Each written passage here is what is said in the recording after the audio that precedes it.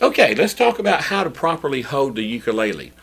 Typically, a strap is not used when playing the ukulele. Now, it can be. I've seen people use them, but I would say most of the time you do not need a strap.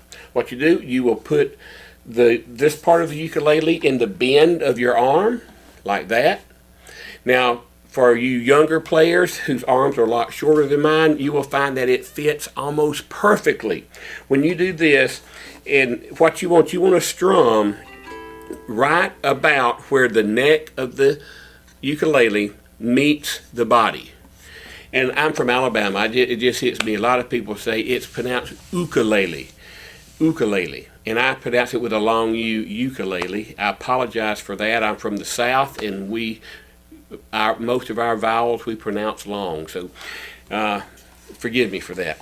So if your arms aren't quite are long like mine, your forearms, you won't put it quite in the bend, because if you do, that's going to put you strumming up here.